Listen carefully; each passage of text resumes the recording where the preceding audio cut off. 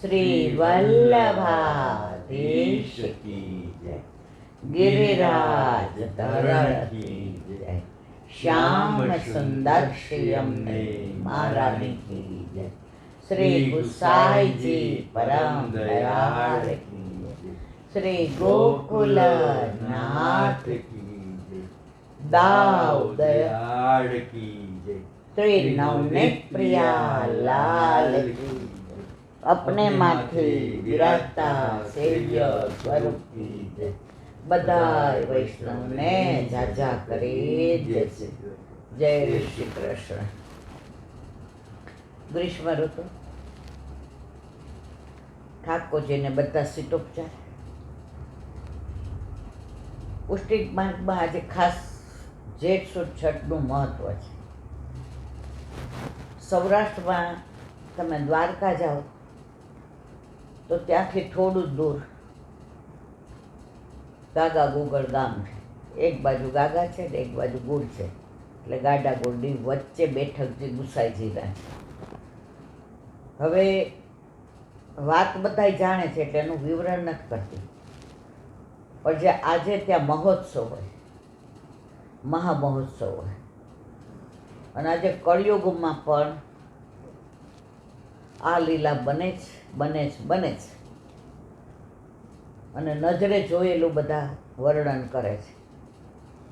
આ વખતે આપણે ઈચ્છા હતી કે ભાઈ બસ લઈને જાશું, બધા વૈષ્ણવને લઈ જાશો, પણ હવે ધાયરું ધણીનું થાય.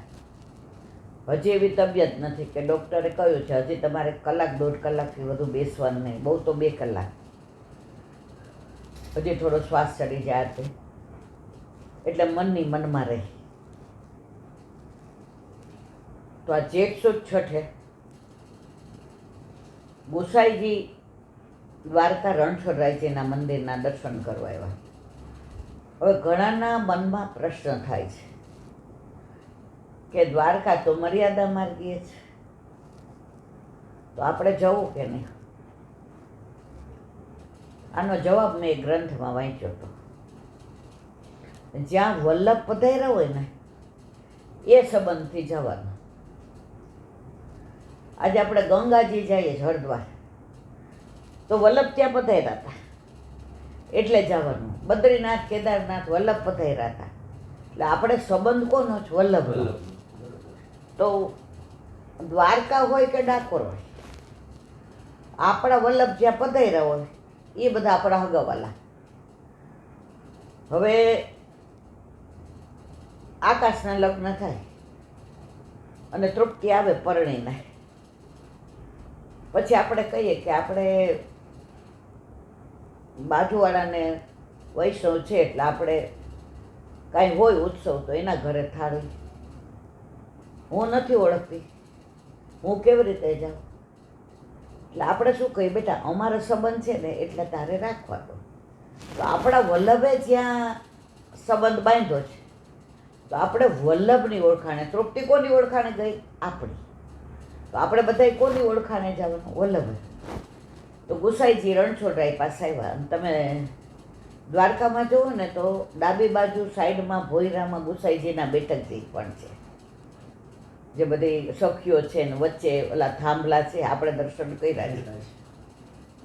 તો ગુસાઈજીના બેઠકજી છે અને ગોમતી કિનારે વલ્લભના છે.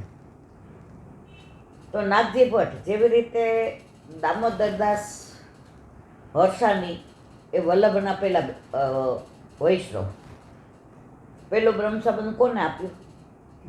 દામોદરદાસ હરસાની. અને કોઈ દી દામોદરદાસ કયું જ નથી. દમલો જેમાં મલ નથી તે. મલ એટલે અપવિત્રતા, ખોટા વિચારો, સંસાર, આ બધું જેનામાં છે જ નહીં. વલ્લભ સિવાય જેને બીજું કોઈ, એને કાંઈ ખબર જ નથી. એટલે તમે જો એમણે જુદા ઠાકોરજી પૂછ નથી કરેલા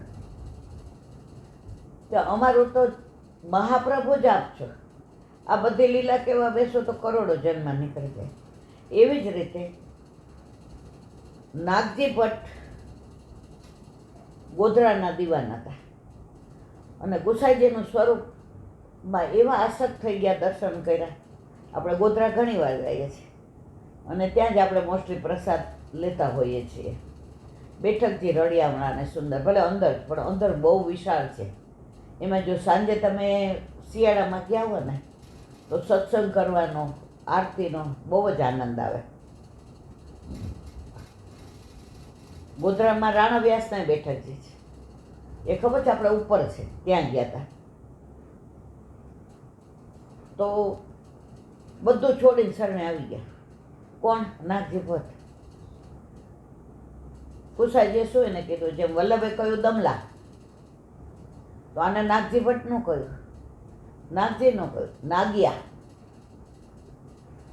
આપણે ઓલું ગાઈએ છીએ મંગલાચરણ, નમામી હૃદયે શેષે લીલાક્ષીરાબ્દી શાહીન લક્ષ્મી સહસ્ર લીલાભી સેવ્ય માનમ. સહસ્ત્ર લક્ષ્મીઓથી જે, અને શેષનાગની સૈયા ઉપર. તો કે નાગ્યા, તારા હૃદયની સૈયા મંદિરમાં હું રહું છું. આવું ગુસાઈજીને નાગજી ભટ્ટ વાલા. તો ગુસાઈજી ત્યાં પધાર્યા દ્વારકા. નાગજી ભટ્ટ આવ્યા. હવે ત્યાં ગ્રીષ્મ ઋતુ, આંબા કેવા સરસ મળે, મારા ગુસાઈજીને લાયક. હવે જો એનું ચિત્ત શેમાં વયું ગયું? બધું ગુરુમાં, કારણ કે ગુરુ નહોતા માનતા, સાક્ષાત પૂર્ણ પુરુષોત્તમ માનતા હતા. ત્યાં આવ્યા તો ગુસાઈજી તો દર્શન કરીને દ્વારકાધીશના મંદિરની બહાર પેલા ત્યાં રામ લક્ષ્મણનું મંદિર હતું, ત્યાં ઊભા રહ્યા. નાગ્યા, શું થયું? રાજ આ તો લાયક. એ કે જ્યાં સુધી શ્રીજી બાબા નો આરોગ્ય ત્યાં સુધી હું નો આરોગ્ય. અને પછી અહીંયા ગાગા ગુગોડાવ્યા. કોણ? ગુસાઈજી. તો ત્યાં શ્રીજી બાબાએ પધાર્યા આરોગ્ય, નવનીત પ્રિયાજી આરોગ્ય, તો હું આરોગ્ય, એ પધાર્યા અને આરોગ્ય, અને પછી ગુસાઈજી આરોગ્ય. આંબા કોના ભાવથી? નાગજી ભટ્ટના ભાવથી. એ દિવસ કયો હતો? આજે જેઠ સુદ છઠ.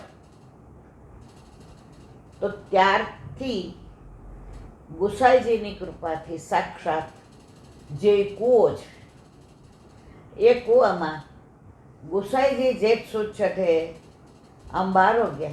તો આજની તારીખમાં 1, 2, 3, 4, 5 નક્કી નહીં, એટલા આંબા એ કૂવામાં આજની તારીખમાં આવે છે.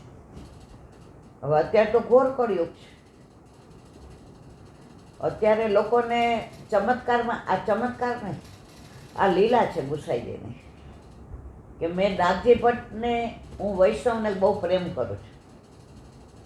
મારા પ્રાણ થકી મને વૈષ્ણવ વાલા. તો એ ભાવથી આજે ત્યાં એટલો, જો પહેલાં બહુ જ લોકો જાણતા નહોતા, એટલે અમે નાના હતા ને ત્યારે ગયા હતા, પણ ત્યારે અમને બહાર છે ને આવું બધું બાંધેલું ને કશું જ નહીં. આમ જુઓ ને એવું રળિયામણું ને વૃક્ષો ને વેલીઓ ને કૂવો ને બધું હતું. એટલે અમને તો રમવામાં રસ હોય, પણ અમારે નિયમ હતો, અમને 5-6 વર્ષ નાતા બ્રહ્મસંબંધ લેવડાવ્યું.